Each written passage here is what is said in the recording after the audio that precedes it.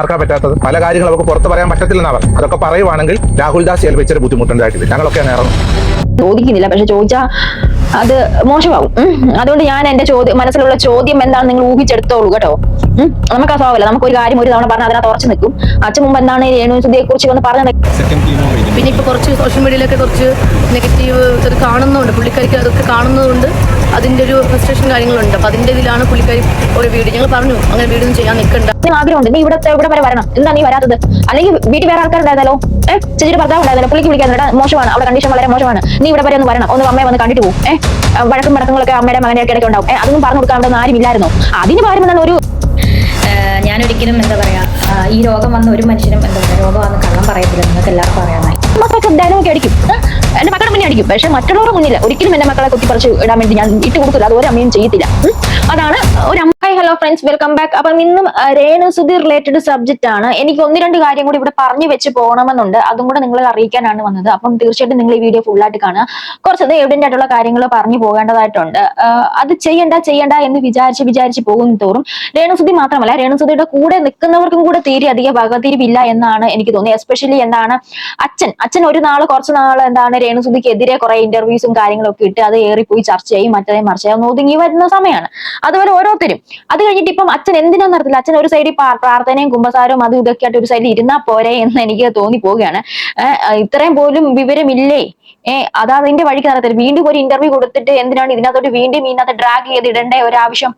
അപ്പം എന്തൊക്കെയായാലും നിങ്ങൾ എന്റെ വീഡിയോ ആദ്യമായിട്ടാണ് കാണുന്നതെങ്കിൽ ഒന്ന് സബ്സ്ക്രൈബ് ചെയ്യാൻ ശ്രമിക്കുക. അതോടൊപ്പം തന്നെ ഹൈപ്പ് എന്ന് പറഞ്ഞ ഒരു ഓപ്ഷൻ ഉണ്ടെങ്കിൽ അത് കൊടുക്കുക. പിന്നെ കമന്റ്, നിങ്ങളുടെ വിലയേറിയ കമന്റ് എനിക്ക് അത്യാവശ്യമാണ്. പക്ഷെ വീഡിയോ ഫുള്ളും കണ്ടതിന് ശേഷം മാത്രമേ കമന്റ് ചെയ്യാവുള്ളൂ എന്നുള്ള അഭ്യർത്ഥനയുണ്ട്. അപ്പൊ രേണു എന്താണേലും ഈയിടെയായിട്ട് ഫോണിന്റെ ഉപയോഗം കുറയ്ക്കണം എന്ന് ഡോക്ടേഴ്സ് പറഞ്ഞിട്ടുണ്ട് എന്ന് പറഞ്ഞുകൊണ്ട് അനുമോളൊക്കെ രംഗത്തോട്ട് വരുന്ന കണ്ടിട്ടുണ്ടായിരുന്നു. പക്ഷെ രേണു എന്തോ എന്നും ഫോൺ ഒരു ദിവസം ഡെയിലി 24/7 ഫോൺ ഉപയോഗിച്ചുകൊണ്ടാണ് ഇരിക്കുന്നത്. അവള് പറഞ്ഞാൽ കേൾക്കുന്നേ ഇല്ലെന്ന് തോന്നുന്നു. അതുപോലെ റീലും സ്റ്റോറിയും കാര്യങ്ങളൊക്കെയാണ്. ഒരു 2-3 ആണെങ്കിൽ പിന്നെ സാരമില്ല, ഒരു 5-8 സ്റ്റോറി, 2 റീല് അവർക്ക് പറ്റുന്നില്ല ഫോണില്ലാതിരിക്കാൻ വേണ്ടി. അത് മാത്രമല്ല ഓരോരോ കാര്യങ്ങൾ വീട്ടുകാർ തന്നെ കൊണ്ടിട്ട് കൊടുക്കുന്നത് നിന്നെക്കുറിച്ചുള്ള വീഡിയോ ആണെന്ന് പറഞ്ഞുകൊണ്ട് ഈ ഏറ്റവും സമാധാനപരമായിട്ട് പോകേണ്ട ഒരു സമയമാണ് ഇപ്പം. റേഡിയേഷനും കാര്യങ്ങളൊക്കെ എടുക്കുന്ന സമയമാണ്. അതെങ്കിലും അനുസരിച്ച് നീ ഒരു വലിയൊരു രോഗത്തോട് മല്ലിരിക്കുകയാണ്. പറഞ്ഞാൽ കേൾക്കത്തില്ലെന്നറിയാം, എന്നാലും നമ്മൾ അങ്ങ് പറഞ്ഞതേ ഉള്ളൂ. അപ്പൊ എന്താണേലും അനിമോള് പറഞ്ഞ ഒരു സംഭവം ഒന്ന് കണ്ടു നോക്ക്. 34 ഉള്ളൂ. അപ്പൊ ഒരാൾ ഇപ്പൊ ഇത്രയും മരുന്ന് ഉള്ളിലോട്ട് പോകുമ്പോൾ ഒന്നെങ്കിൽ കുറച്ച് ഹെൽത്തി ആയിരിക്കണം, വെയിറ്റിംഗിലും വേണം. ഒട്ടും ഹെൽത്തി അല്ല കൂടുതൽ കഴിക്കുന്ന ഫുഡെല്ലാം ഒമിറ്റ് ചെയ്ത് കളയുന്നുണ്ട്. അപ്പം ഫുഡൊക്കെ കഴിച്ച് കുറച്ച് ഹെൽത്തി ആയിട്ട് നിങ്ങൾ പറഞ്ഞു കൊടുത്തു, പഴയതുപോലെ വേണം, പഴയതുപോലെ ഇറങ്ങണ്ടേ, അഭിനയിക്കേണ്ടേ, ആഘോഷം ചെയ്യേണ്ടേ എന്നൊക്കെ പറഞ്ഞു കൊടുത്തിട്ടുണ്ട്. കേൾക്കാമെന്നും പറഞ്ഞിട്ടുണ്ട്. അപ്പൊ പഴയതുപോലെ വരട്ടെ എന്നാണ് ഇപ്പൊ പ്രാർത്ഥിക്കുന്നത്. നമുക്കതാണ് വേണ്ടത്. പിന്നെ ഇപ്പൊ കുറച്ച് സോഷ്യൽ മീഡിയയിലൊക്കെ കുറച്ച് നെഗറ്റീവ് ഇതൊക്കെ കാണുന്നുണ്ട്, പുള്ളിക്കാരിക്ക് അതൊക്കെ കാണുന്നതുകൊണ്ട് അതിന്റെ ഒരു ഫ്രസ്ട്രേഷൻ കാര്യങ്ങളുണ്ട്. അപ്പൊ അതിന്റെ ഇതിലാണ് പുള്ളിക്കാരി ഒരു വീഡിയോ ഞങ്ങൾ പറഞ്ഞു അങ്ങനെ വീഡിയോ ഒന്നും ചെയ്യാൻ നിൽക്കണ്ട, ഇൻസ്റ്റാഗ്രാം തുറക്കാനേ പോട്ടെ, ഫോൺ എടുക്കണ്ടെന്ന് പറഞ്ഞിരിക്കും. ഡോക്ടേഴ്സ് ഒക്കെ വഴക്ക് പറയുന്നുണ്ട് പുള്ളിക്കാരി ഇതുപോലെ ഫോൺ യൂസ് ചെയ്യുന്നതിനെ പറ്റി, പിന്നെ ഇങ്ങനെയുള്ള വീഡിയോസ് ഒക്കെ കാണുന്നതും പിന്നെ പ്രതികരിക്കുന്നതൊക്കെ. ഇതിനുള്ള ഒരു മറുപടി നമ്മൾ കൊടുത്തല്ലോ. അപ്പൊ രേണുസുധി റീലും കാര്യങ്ങളിലോട്ടൊക്കെ വന്നു കഴിഞ്ഞാല് എനിക്കറിയത്തില്ല, തുരുതുരാ റീലും കാര്യങ്ങളൊക്കെ ഇട്ടോണ്ടിരിപ്പുണ്ട്.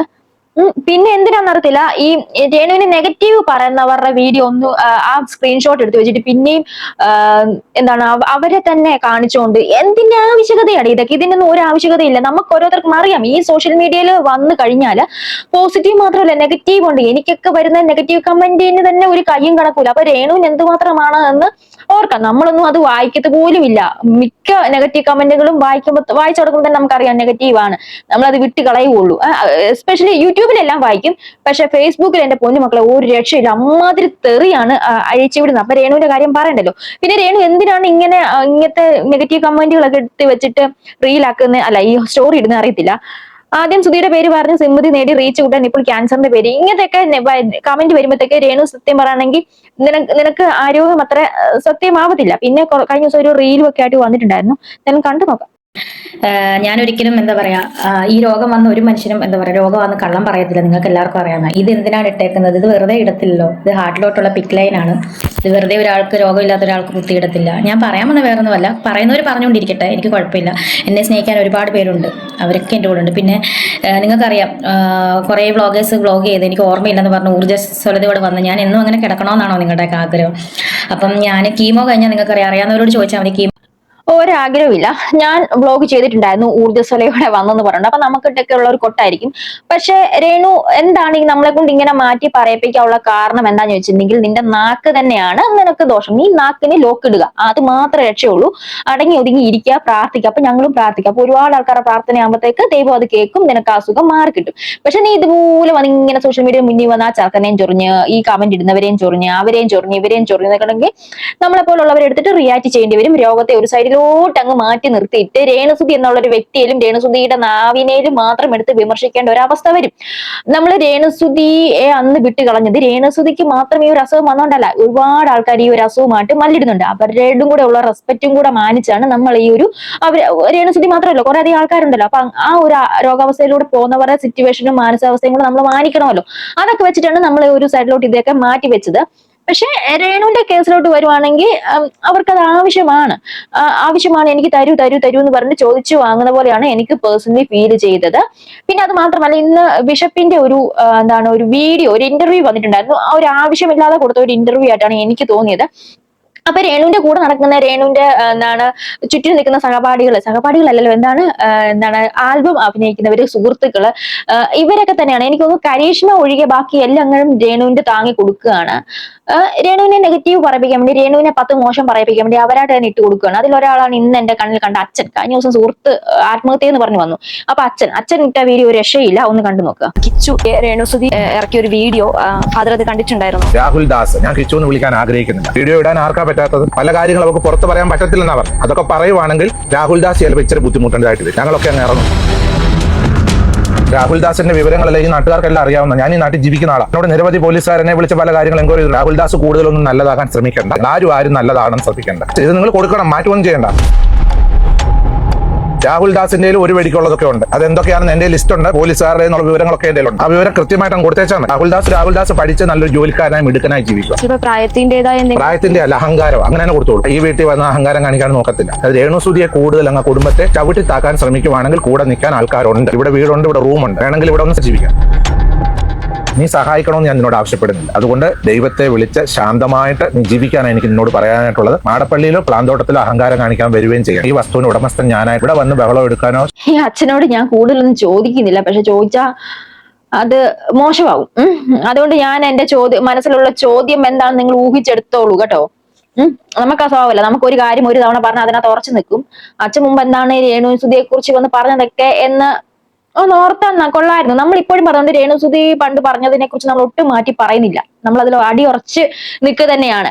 രേണു കാണിച്ചുകൊണ്ടിരുന്ന അപരാധങ്ങൾ അത് അപരാധം തന്നെയാണ്. മാറ്റി പറയും, ഒരു അസുഖം വന്നെന്ന് പറഞ്ഞുകൊണ്ട് മാറ്റി പറയാൻ ഞാനില്ല. അച്ഛൻ പോട്ടെ. ഇവിടെ വന്ന് ബഹളം എടുക്കാനോ ശല്യം എടുക്കാനോ ഒന്നും വരണ്ട. അവന്റെ കാര്യം നോക്കി ജീവിക്കട്ടെ. ആ സഹോദരി അവരുടെ കാര്യം നോക്കി ജീവിക്കുന്നുണ്ടല്ലോ.